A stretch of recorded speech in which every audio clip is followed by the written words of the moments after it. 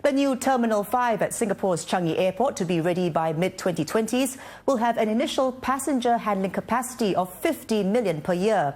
It'll boost the airport's total handling capacity to 135 million passengers per year.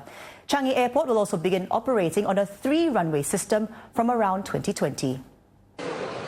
Currently, Changi Airport can handle up to 66 million passenger movements every year, using the 2 existing runways and 3 terminals. That handling capacity will go up to 85 million when Terminal 4 is ready by 2017. But passenger traffic in Asia Pacific is still expected to grow. In Singapore, we are expecting passenger traffic growth at Changi to be around 5% per year till the end of this decade. We have to bear in mind that as other airports grow in terms of the passenger volumes, we must expect their connectivity to grow also, even if we do nothing.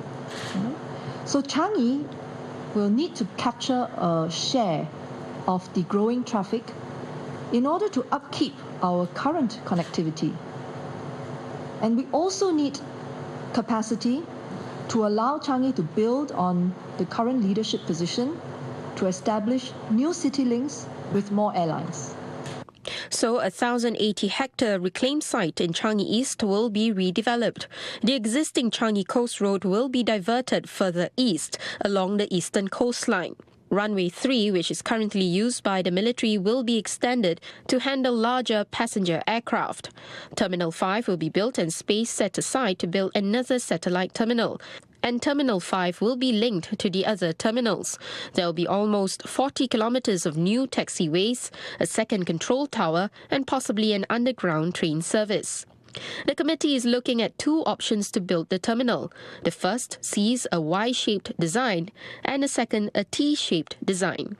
Well, the Civil Aviation Authority of Singapore will be consulting stakeholders further over the next 2 months to refine the layout of the entire development. Now, the concept plan will be finalized in the first half of next year. But for now, extensive land preparation work has already begun on the site.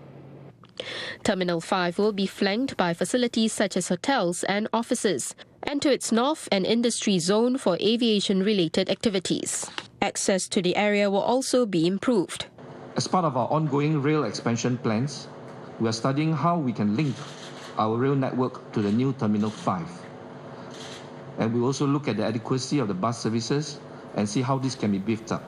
Work to divert the existing Changi Coast Road will start from the second half of next year. When completed, T5 will be one of the world's biggest airport terminals. Observers say the airport expansion will see positive spin-offs for Singapore in business and tourism. And the Economic Development Board says you can expect good job opportunities as well. Taking flight are Singapore's aviation and aerospace sectors, with Changi Airport extending its wings with a 5th terminal. With transport links to the region set to be improved with the AirHub's future plans, more businesses may be lured into setting up shop in Singapore. An increasing number of third-party logistics providers and air express companies have chosen Singapore as their base to manage their growing Asian demand.